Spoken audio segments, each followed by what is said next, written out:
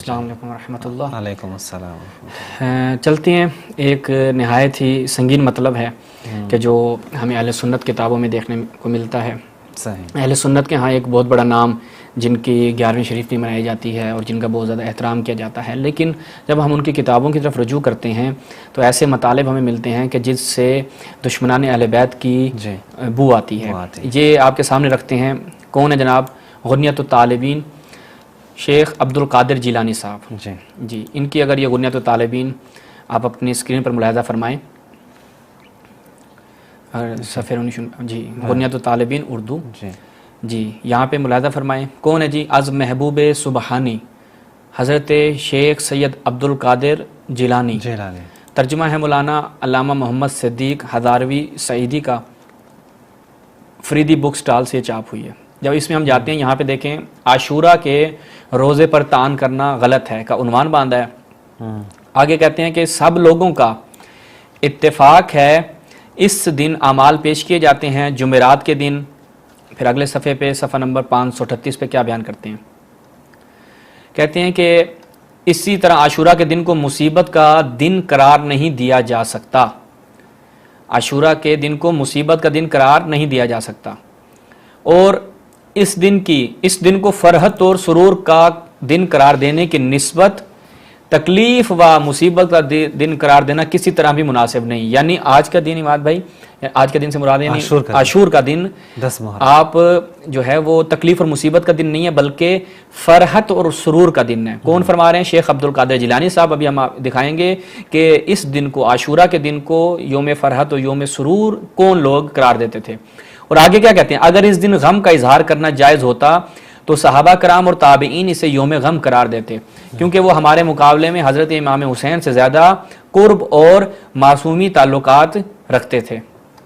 اب یہ آپ نے ملاحظہ کیا کہ اس دن کو آپ نے کیا قرار دینا ہے؟ غم کا دن قرار نہیں دینا، بلکہ خوشی کا دن قرار دینا ہے۔ دیکھتے ہیں خوشی کا دن کون قرار دیتے تھے؟ البدایہ والنہایہ۔ پھر انشاءاللہ ہم آگے وہ بھی رکھیں گے آپ کے سامنے کہ رسول اللہ امیر المومنین کا طرز عمل کیا تھا۔ البدایہ والنہایہ ابن کثیر دمشقی، اس کی الجزء الحادی عشر، اس کی 11ویں جلد ہے۔ اس میں جب ہم جاتے ہیں تو یہاں پر صفحہ نمبر 577 پہ کیا کہتے ہیں؟ وَقَدْ آكَذَ الرَّافِضَ وَالشِّيَّعَ يَوْمَ عَاشُورَ النَّوَاسِبُ مِنْ أَهْلِ الشام۔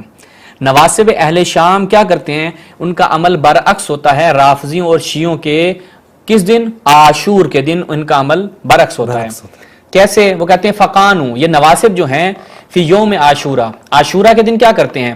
یطبخون الحبوب ویغتسلون ویتطیبون ویلبسون افخر ثیابہم۔ نواسب کیا کرتے ہیں؟ یہ عاشورہ کے دن کھانے پکانا، غسل کرنا، خوشبو لگانا اور بہترین لباس زیب تن کرنا، یہ نواسب کا شعار تھا۔ اور آگے کیا کہتے ہیں؟ جو شیخ عبد القادر جیلانی صاحب جو ہیں اپنی کتاب میں بیان کر رہے ہیں، بالکل وہی ابن کثیر دمشقی نے بیان کیا کہ یہ نواسب کا شعار تھا۔ وَيَتَّخِذُونَ ذَلِكَ الْيَوْمَ عِيدًا، کہ اس دن کو، عاشورہ کے دن کو عید کا دن قرار دیتے تھے۔ کون؟ نواسب۔ وَيَتَّخِذُونَ ذَلِكَ الْيَوْمَ عِيدًا، کہ اس دن کو، عاشورہ کے دن کو، نواسب عید کا دن قرار دیتے تھے۔ یعنی آگے دیکھیں، وَيَصْنَعُونَ فِيهِ أَنْوَاعَ الْأَطْعِمَةِ، اور اس دن وہ مختلف قسم کے اطعمہ یعنی کھانے پکاتے تھے۔ وَيُظْهِرُونَ السُّرُورَ وَالْفَرْحَ، اور وہ سرور اور فرحت کا اظہار کرتے تھے۔ عبد القادر جیلانی صاحب نے کیا کہا تھا کہ اس دن کو ہم یوم سرور قرار دیں گے، یوم فرحت قرار دیں گے عاشورہ کے دن کو۔ دلیل کیا ہے؟ کیونکہ صحابہ اور تابعین کے جو امام حسین اسلام کے نسبت زیادہ قریب تھے، ان کے تعلقات تھے، انہوں نے اس کو یوم غم قرار نہیں دیا، تو لہٰذا ہم بھی اس کو غم قرار نہیں دیں گے، ہم یوم سرور قرار دیں گے۔ اور نواسب کا یہی شعار تھا کہ وہ عاشورہ کے دن کو سرور کا دن قرار دیتے تھے۔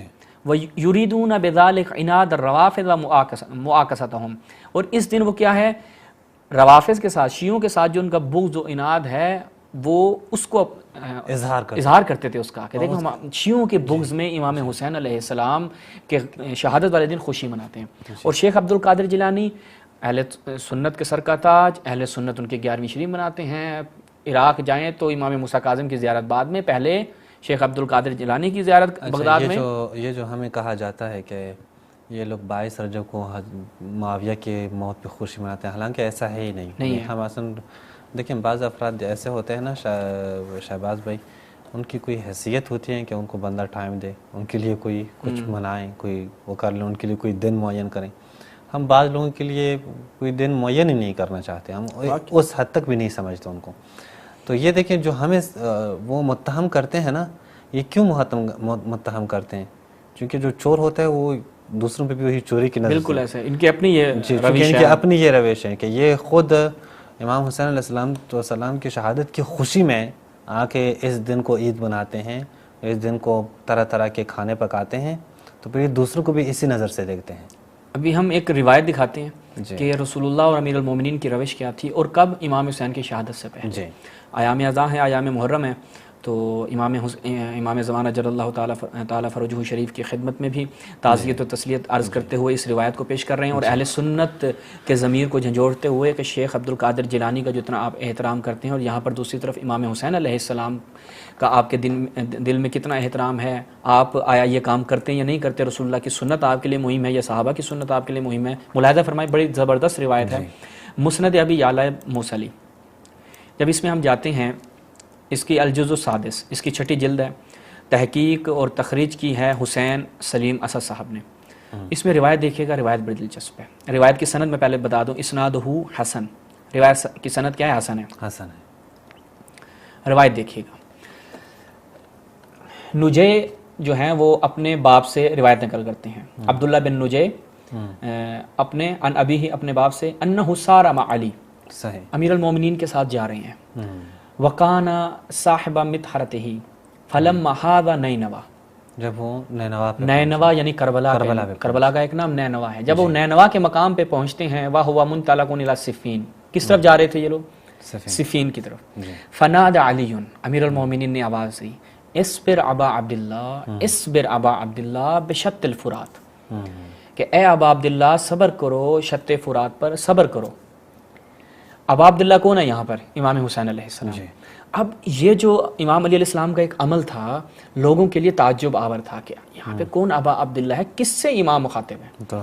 قلت، راوی کہتا ہے میں نے کہا، وماذا یا ابا عبداللہ، ابا عبداللہ کون ہے، کس کے بارے میں آپ بات کر رہے ہیں؟ قال، امیر المومنین نے فرمایا، دخلت علی النبی ذات یوم، کہ میں ایک دن رسول اللہ کی خدمت میں حاضر ہوا، وعیناہ تفیضان، تفیضان یعنی رسول اللہ کے چہرے پر آنکھوں کا سیلان، یعنی چہرے پر آنکھوں سے آنسوؤں کا سیلان تھا، یعنی آنسو جاری تھے. قال، قلت، میں نے کہا، یا نبی اللہ، اغضبک احد، کسی نے آپ کو غضبناک کیا ہے؟ ما شان عینک تفیضان، یعنی آپ کی آنکھیں اس قدر آبدیدہ کیوں ہیں، آنسو کیوں جاری ہیں، رسول اللہ گریہ فرما رہے ہیں، کیا وجہ تھی؟ قال، بل، نہیں، مجھے کسی نے غضبناک نہیں کیا. قام من عندی جبریل قبل، تھوڑی دیر پہلے جبریل جو ہے وہ میرے پاس آیا تھا. فحدثنی، اس نے مجھے، جبریل نے کیا کہا، ان الحسین یقتل بشط الفرات، کہ حسین جو ہے وہ شط فرات پر قتل کر دیے جائیں گے. قال، حل لکا ان اشمک من تربتہ، کیا میں آپ کو امام حسین کی اس تربت جہاں پر ان کی شہادت ہوگی وہ استشمام کرواؤں، یعنی آپ اس کو سونگنا چاہیں گے؟ میں نے کہا، قلت نعم یا رسول اللہ. قال، فمد یدہ فقبض قبضۃ من تراب فاعطانیھا، کہ رسول اللہ نے جو ہے وہ ایسے اپنی مٹھی کھولی اور مجھے مٹھی میں جو ایک مٹھی خاک اٹھائی اور میرے ہاتھ پہ رکھ دی، مجھے عطا کی. پھر امیر المؤمنین نے کیا کیا؟ فلم املک عینی انفاضتا، یعنی میری آنکھیں بھی جو ہے وہ آبدیدہ ہو گئیں اور میری آنکھوں سے بھی آنسو جاری ہو گئے. امام حسین علیہ السلام کی شہادت نہیں ہوئی ابھی، جنگ صفین کا مقام ہے. جنگ صفین کب ہو رہی ہے ماد بھائی؟ تقریباً 20-22 سال ابھی امام حسین کی شہادت کو پڑھیں. 40 کے اس میں 35 میں حضرت عثمان کی شہادت ہے تقریباً 37 کو یا 38 کو، اور 40 کو امام حسین علی علیہ السلام کی شہادت ہے، اور 61 کو، یعنی تقریباً آپ کہہ سکتے ہیں 22-23 سال جو ہیں ابھی درمیان میں گیپ ہے. امام حسین کی شہادت نہیں ہوئی، لیکن جیسے ہی یہ خبر ملتی ہے، فقط یعنی خبر ملنے پر رسول اللہ اس قدر آبدیدہ ہیں، گریہ فرما رہے ہیں، اور اس مٹی کو اپنے ہاتھ میں لیا ہوا ہے، اور وہی مٹی امام علی علیہ السلام کو عطا کی جاتی ہے، اور امام علی علیہ السلام بھی گریہ فرماتے ہیں. تو لہٰذا رسول کی سنت آپ کے نزدیک مہم نہیں ہے. رسول امیر المومنین کی سنت بھی آپ لوگوں کے نزدیک مہم نہیں ہے، تو کیا آپ لوگ امام حسین علیہ السلام کی شہادت والے دن اہل سنت سے ہمارا سوال ہے، کیا یہ اہتمام کرتے ہیں، اس دن گریا کرتے ہیں، رسول اللہ کی سنت پہ عمل کرتے ہیں یا نہیں کرتے؟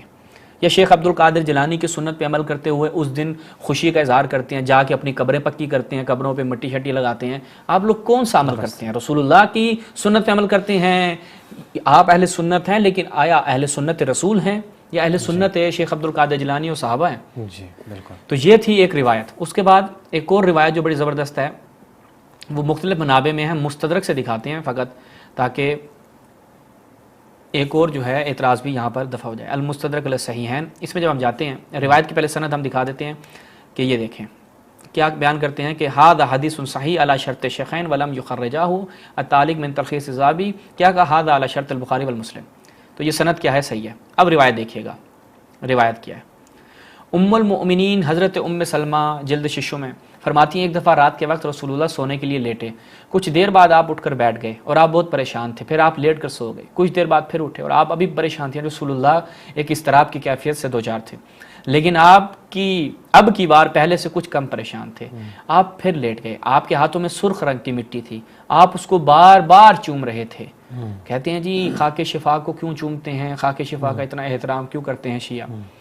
میں نے پوچھا یا رسول اللہ یہ مٹی کہاں سے آئی اور آپ اس کو یوں بار بار کیوں چوم رہے ہیں؟ آپ نے فرمایا مجھے جبریل امین نے بتایا کہ یہ عراق کا وہ مقام ہے جہاں پر حسین کو شہید کیا جائے گا.